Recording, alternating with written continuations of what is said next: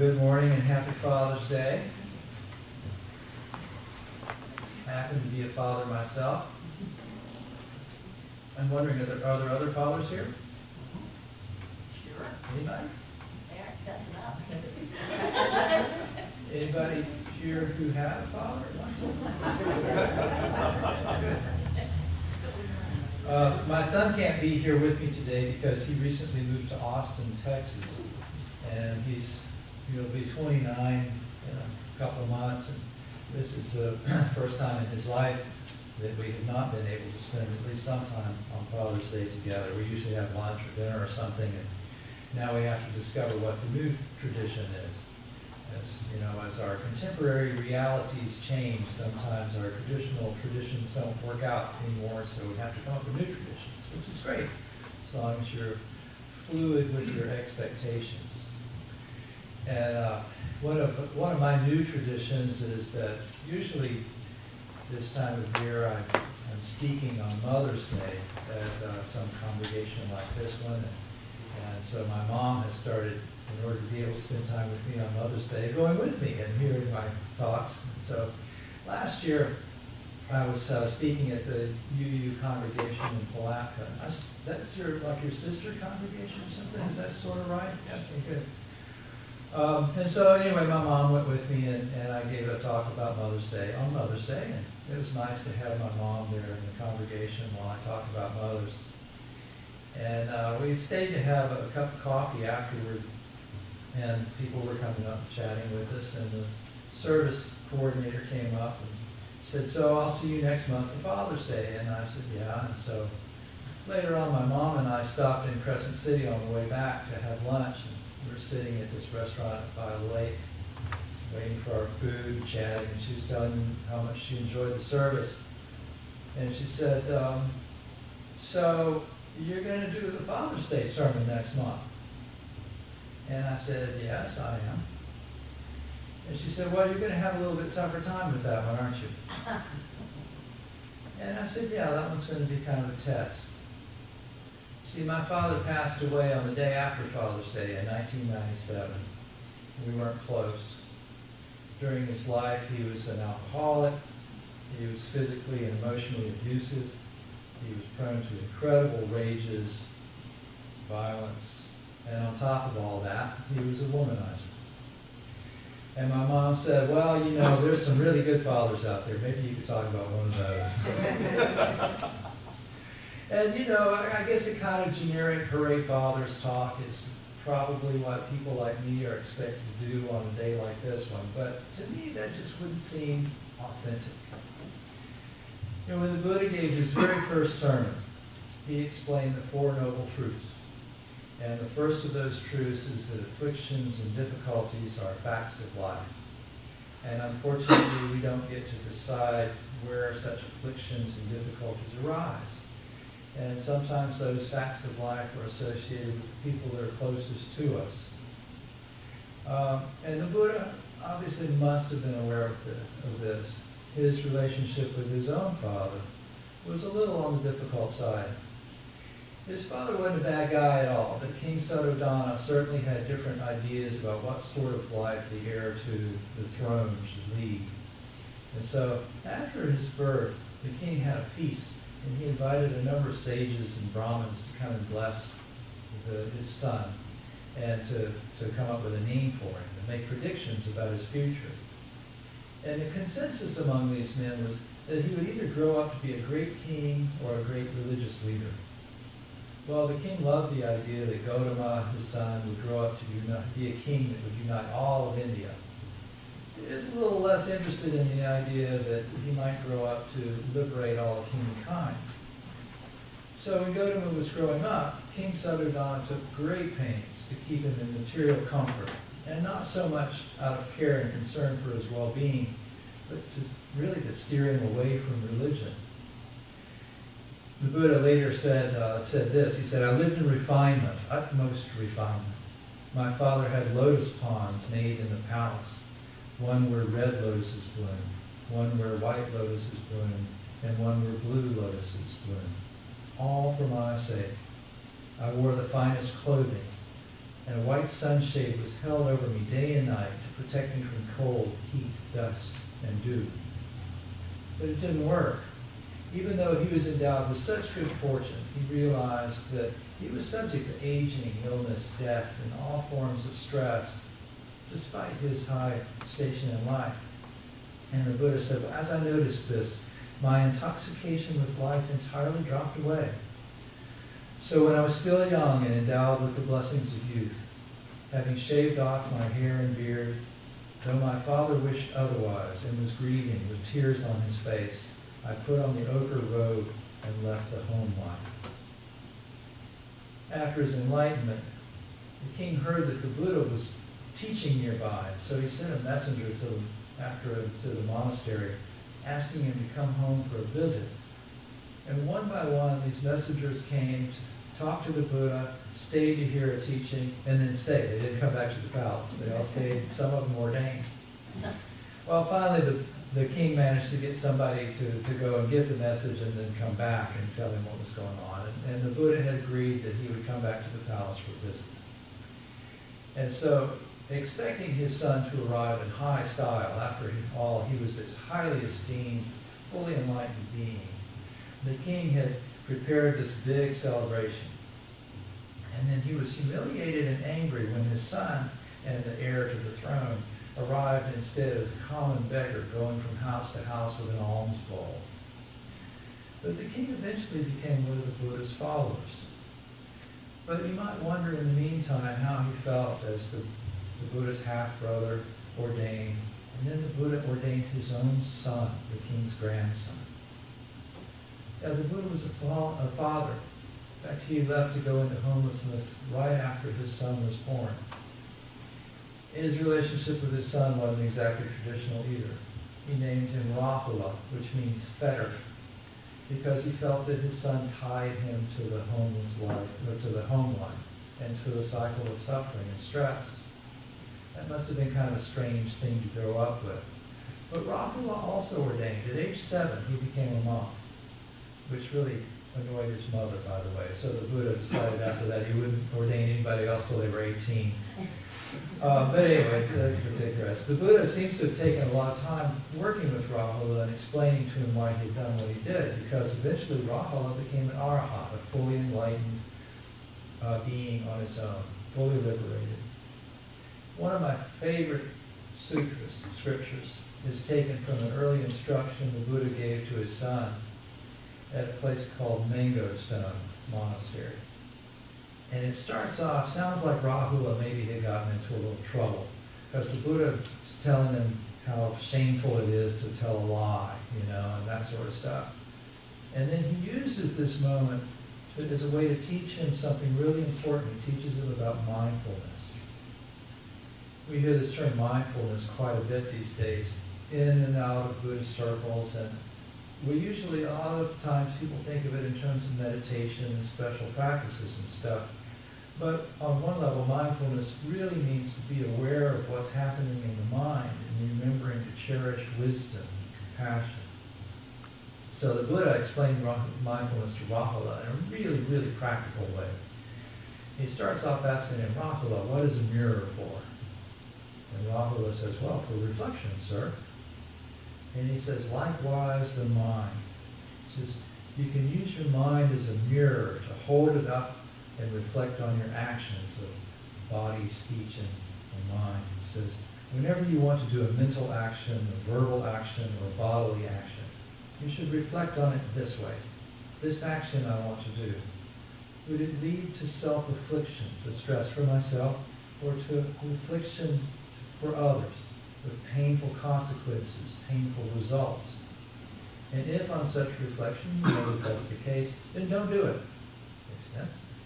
But if you know that it's going to lead to good results, then by all means go forward. The Buddha explained to Rahula that all enlightened beings from the past, the present, and into the future reflect on their actions of body, speech, and mind this way. And as paternal lectures from history go, this is probably one of the better ones. But how do we apply this idea of reflection to relationships with troublesome people like my father? Well, first, we can reflect on our actions of mind, speech, and body. The thoughts and emotions that arise when we remember this person, the things that we say when we're with them, the things we do when we're acting out of the patterns of behavior that formed as part of that relationship. These thoughts and attitudes, if we build on, nurture them, exercise them, do they lead to self-affliction, to more stress, or to stress and affliction for ourselves and others? And if so, we can see if we can't direct those thoughts in a more skillful way. Similarly, we can reflect on the things that we plan to say and do that cause harm to others. And if so, work to cultivate more skillful responses to our circumstances. But we might also consider how accurate an image do I hold in mind about this person, this circumstance, and then use that mirror to make sure that our reflection is a truthful, realistic one. When I was in my 20s, the wounds left by my relationship with my father were still pretty raw and painful. I was a husband and father myself, and I really hadn't had much in the way of positive role models to go on. And I blame my father for my state of mind, which was at that time really not very good. I had refused to speak to him even on the phone for several years. And I was doing some pretty heavy spiritual exploration at that point, and I was delving a lot into Buddhism, practicing Zen, meditating, things like that. And in the process, I'd come across this book about Japanese psychotherapy called Playing Ball on Running Water. And in it, there was an exercise that's kind of drawn from Shin Buddhism, a Japanese thing called Naikan. And with Naikan, you use the process of gratitude to explore your relationships with other people, asking yourself about them 3 questions. What did I receive from them? What did I give them? What trouble did I cause them? Well, going through this process, I came to this point where I had to examine the relationship with my father using those things. And I realized when I asked, what have I received from this person? I got a lot of support from him, learned a lot of very important things from him. Like it or not, I had received a lot of gifts from my father, including life itself, including half of my genetic makeup. And he had taught me a lot of important things. He taught me the basics of carpentry. He was a really creative guy in a lot of ways. He never really put it much to use. He was a hardworking guy. He was the son of a hardworking man, a rancher, tough guy, in rural Texas. For most of his life, I think he was too busy working to give much thought to creative pursuits.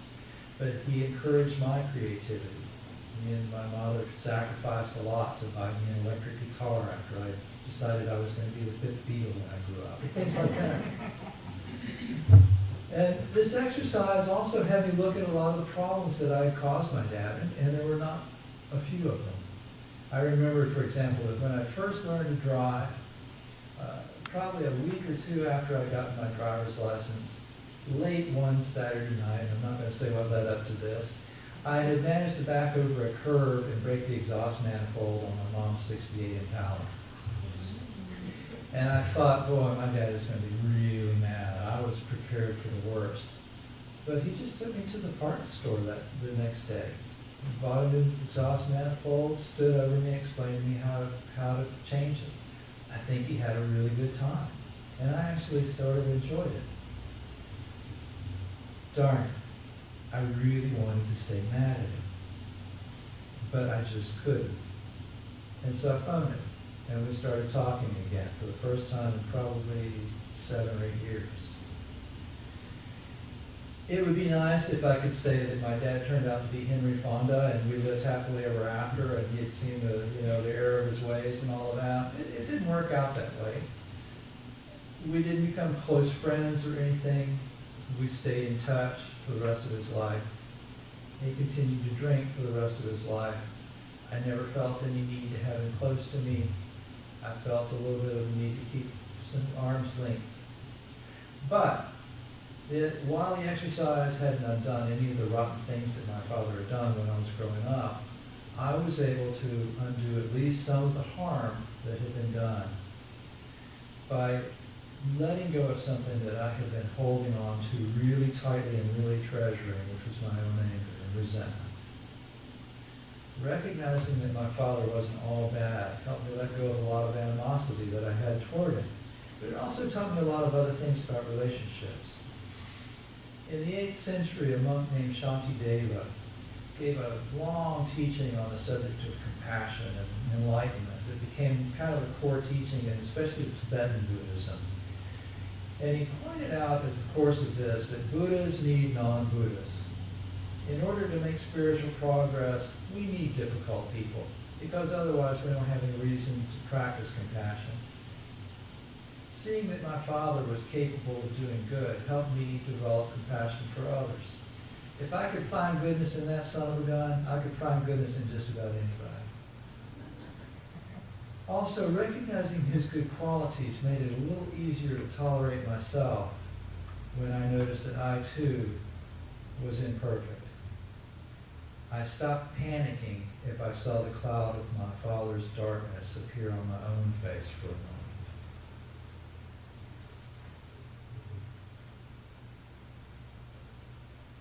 And as I said earlier, mindfulness is a very important quality that the Buddha asked us all to cultivate. Anger about our difficult relationships keeps us mired in the past so that we can lose sight of the present moment and not pay attention to what lies ahead.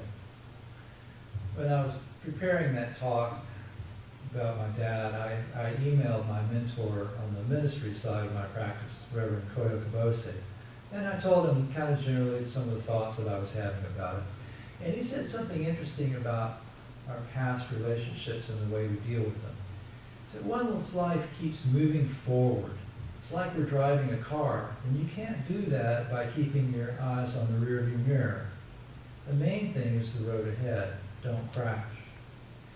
And that advice from my Dharma father reminded me about one of the Volusia Buddhist Fellowship members had started a discussion on Facebook, and they'd asked their friends to post fatherly advice that they had received and that they had remembered.